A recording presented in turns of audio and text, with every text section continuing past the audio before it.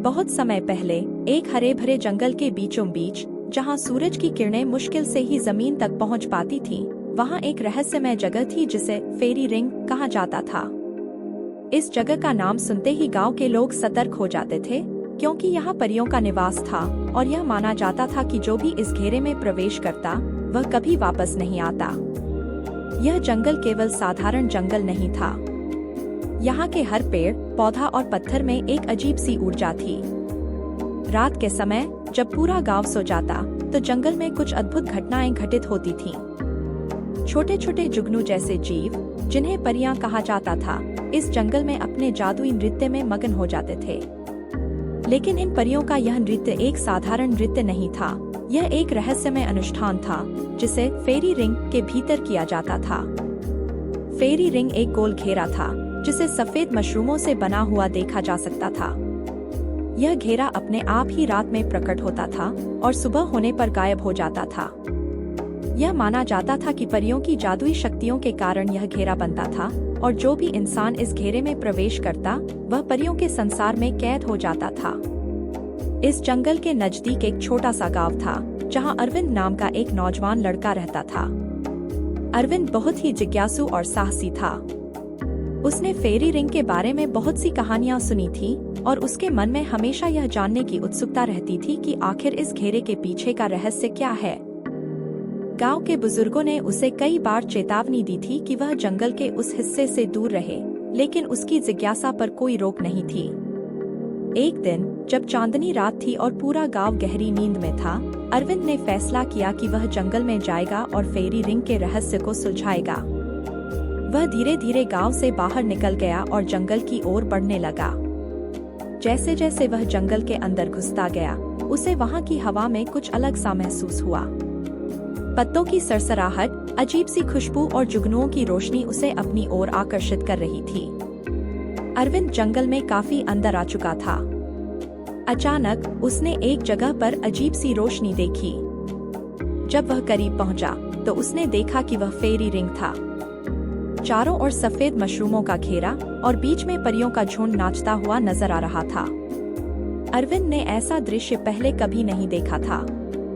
उसकी आंखें चमक उठीं और वह उस घेरे की ओर बढ़ने लगा। जैसे ही अरविंद ने फेरी रिंग के अंदर कदम रखा, उसे एक अजीब सी अनुभूति हुई। समय जैसे थम सा गया हो और वह परियों के साथ एक अलग ही संसार में पहुंच गया। परियों ने अरविंद को देखा और उसके चारों ओर घेरा बना लिया। उनकी आंखों में एक चमक थी जो किसी साधारण इंसान को मोहित कर सकती थी। अरविंद अब परियों के संसार में था, जहां हर चीज जादुई थी। पेड़, पौधे और यहाँ तक कि हवा में भी जादू था। परियों ने उसे अपने संसार के विभिन्न पहलुओं से परिचित कराया। यहाँ के फूल कभी मुरझाते नहीं थे, पेड़ हमेशा फल देते थे और पानी की धाराएं सुनहरी लगती थीं। परियों ने अरविंद को बताया कि यह संसार केवल उन्हीं लोगों के लिए है जो सच्चे दिल से इस जादू पर विश्वास करते हैं। लेकिन परियों का यह संसार पूरी तरह से खुशहाल नहीं था। अरविंद ने देखा कि परियां अक्सर परेशान रहती थीं। उन्होंने अरविंद को बताया कि उनके संसार पर एक प्राचीन श्राप है जिसे केवल एक साहसी और निस्वार्थ इंसान ही तोड़ सकता है।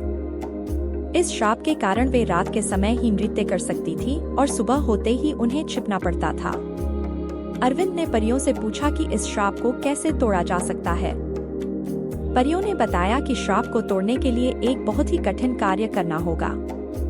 अरविंद को 3 कठिन चुनौतियों का सामना करना पड़ेगा और यदि वह सफल हो जाता है तो परियां इस श्राप से मुक्त हो जाएंगी और वह अपने संसार में लौट सकेगा। पहली चुनौती थी परियों के आंसू इकट्ठा करना। परियों ने बताया कि जब वे दुखी होती हैं, तो उनके आंसू सोने की बूंदों में बदल जाते हैं। लेकिन इन आंसुओं को इकट्ठा करना आसान नहीं था, क्योंकि वे बहुत ही कम मात्रा में गिरते थे और किसी भी साधारण व्यक्ति के लिए उन्हें देख पाना लगभग असंभव था। अरविंद ने इस चुनौती को स्वीकार किया। उसने परियों के दुखों को समझने की कोशिश की और उनकी मदद करने के लिए हर संभव प्रयास किया। अंततः उसकी मेहनत रंग लाई और उसने सोने के आंसुओं की बूंदें इकट्ठा कर ली। दूसरी चुनौती थी चांदनी के धागे से एक बुनाई तैयार करना। यह धागे चांद की रोशनी से बनाए जाते थे और यह कार्य अत्यंत कठिन था क्योंकि धागे बहुत ही नाजुक होते थे और उन्हें संभालना आसान नहीं था।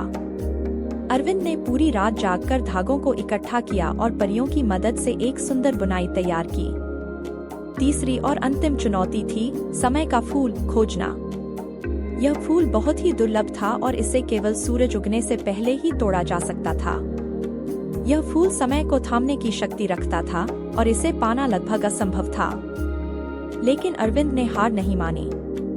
उसने पूरे जंगल में इस फूल की खोज की और आखिरकार सूरज की पहली किरण के साथ उसे यह फूल मिल गया।